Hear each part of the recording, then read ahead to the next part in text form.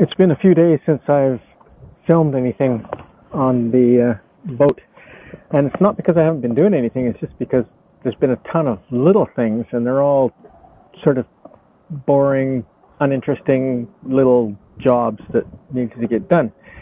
The most obvious is that I have sanded and painted the back of the cabin housing in preparation for putting the new instrument in, and I have also done the port side, taken the compass out.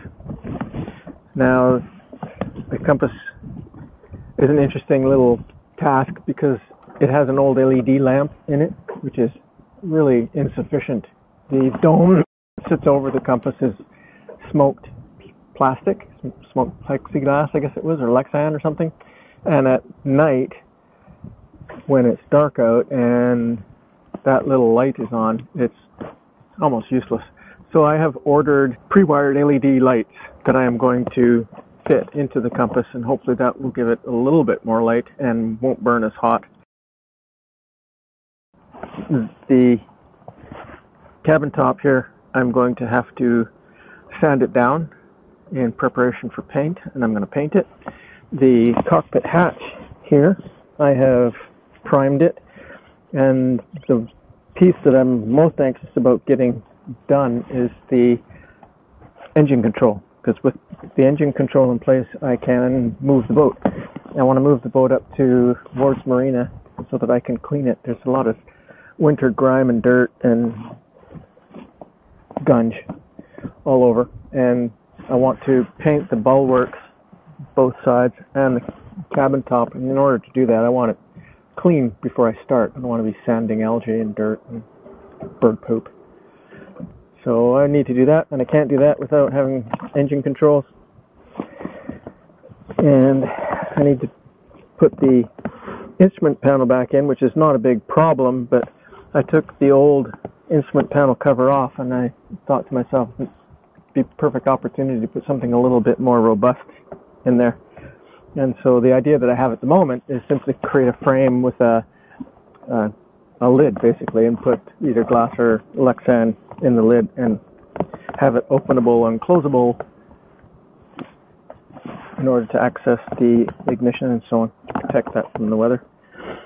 I also have the remaining parts for the propane task, so today I should be able to actually fire that thing up. We'll do a little test run on that and do some soapy water testing, make sure there's no leaks in it. And I've also started work on the finishing off the head and the anchor locker.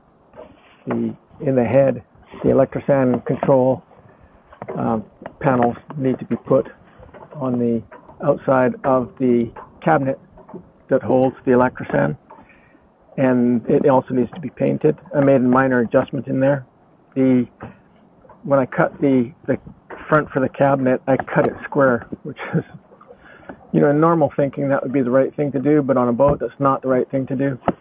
So the cabinet front is square, but the hole it goes into is not. It was off by about a half an inch at the bottom. So fortunately the bulkhead I couldn't do anything about, which is on the one side, but the other side is just another cabinet. So I was able to unscrew it, move it over, and screw that back down. So now it is square. The anchor locker is not a really big problem, it's just reassembly. So it's just a matter of putting screws in. I could probably reassemble it in about 10 minutes. But I want to create troughs for the chains as they come down through the deck and into the anchor locker. And they both come down through the plate that the windlass sits on, which is steel, stainless steel. And I was thinking about making the troughs out of PVC pipe, like a heavier PVC pipe, just cut in half and heated to shape. But I don't know if that's going to be suitable or not, so I'm going to have to do a little bit of thinking about that. But in the meantime, I thought I would show you the little things that I've been doing. We'll start with the propane locker, and I'll show you the last piece that I've got for that, and maybe show you some testing, just to watch the testing. This is the last piece that needs to go onto my propane setup. It's basically just a cap, a plug, and I'll show you where it goes. So this is all the propane safety plumbing hardware that I need. This is the line that goes to the stove in the galley. This is a 2-stage regulator, a pressure gauge, and a solenoid. When I designed this, I wanted to have a hose for the barbecue, which is what this is.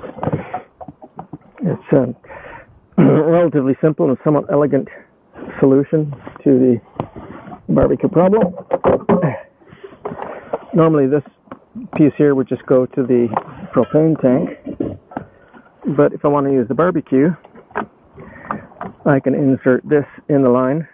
This then goes on the propane tank, and this hose with its barbecue adapter goes up to the barbecue. So now I don't have to worry about these ugly things anymore. 1-pound cylinders that rust and get nasty, and you run out right in the middle of a barbecue.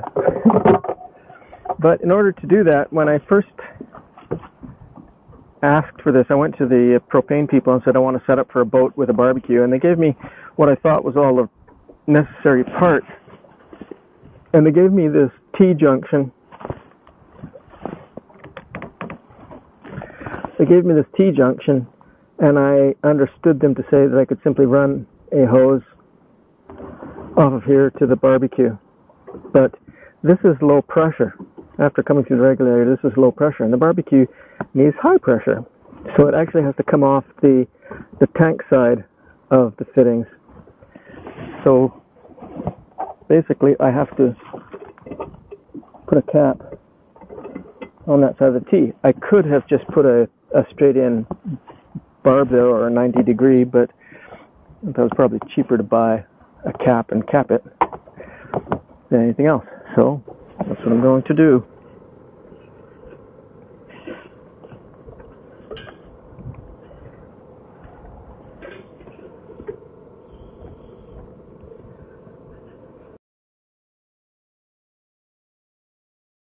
I have hooked up the propane system complete, so there's no parts missing that aren't being tested, and I have opened the valve on the propane tank. It's basically full, so there's probably a good 20 pounds in there, and we are going to see if there's any leaks.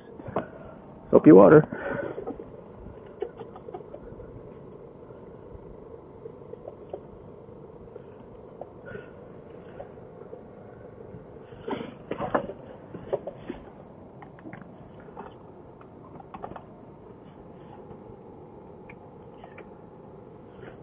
So the solenoid is not open.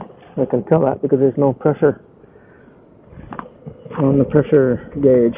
Some power to the solenoid, and lo and behold, we have pressure, about 10 psi worth, which is perfect. I will continue my soapy water test. Lo and behold, there are no bubbles, so we're good.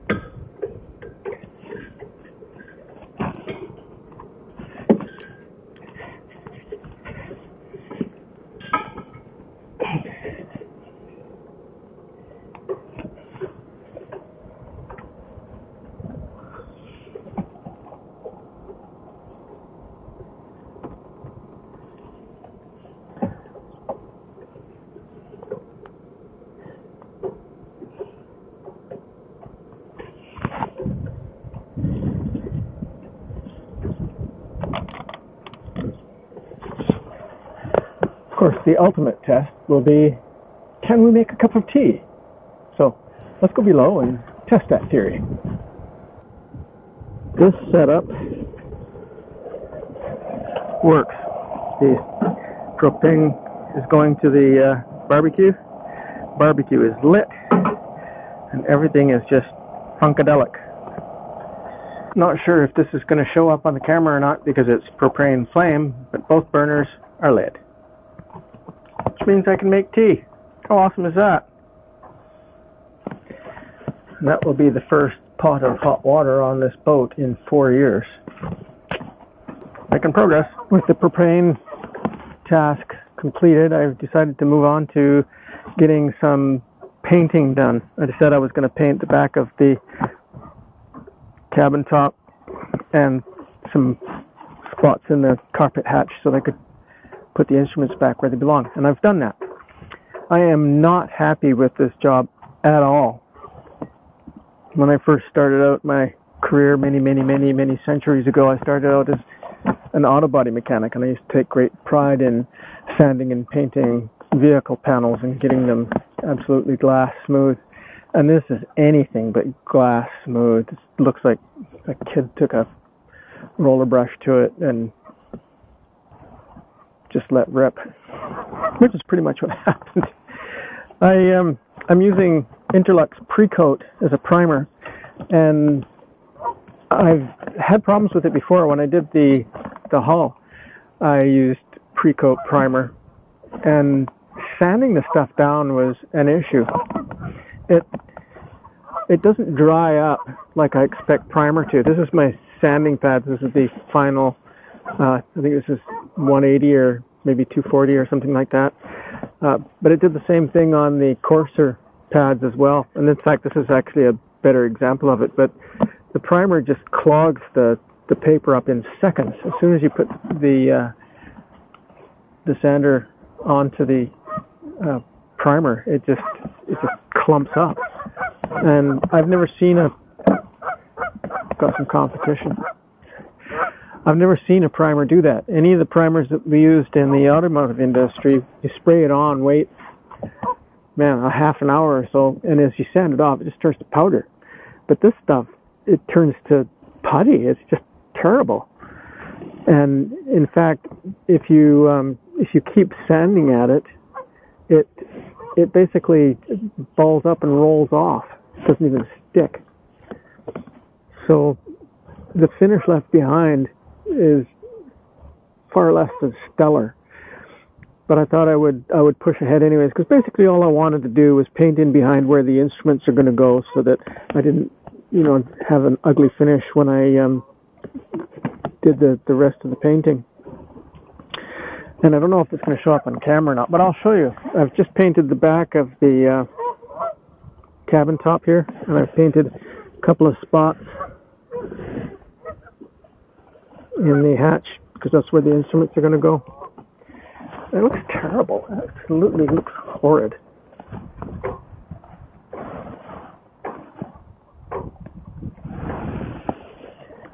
I'm using Interlux Bright Side as my final coat of paint, and I'm hoping that once this cures, once it hardens off, that I can sand it and it'll sand smooth, and I can put another coat on, and hopefully I'll run that with orange peel and brush marks and other nastiness. These holes here for the compass mounting, so I didn't fill them, and these fittings are for the Dodger. But yeah, I'm not pleased with that at all. So I don't know what I'm going to do moving forward. Maybe I'll get some help or a different product or something, because I want to paint the bulwarks. The bulk of the deck is going to be covered in non-skid, so it really doesn't matter. Right? It's stipple texture and a pale yellow color I've selected for it, so the finish really doesn't matter. But for those spots where it isn't going to be non-skid, I'd like it to look glossy. So for today I'm going to move on and I'm going to continue working on the head and the anchor locker. The head is simply a matter of mounting a pair of controls, and I had to buy a couple of tools in order to do that, but I think I should be able to get that done in short order. The anchor locker is going to take a little bit of thought before I move forward permanently on that, but once the instruments are back in and the compass is back in and whatnot, I think I'm going to treat myself by going for a bit of a sail. It's time.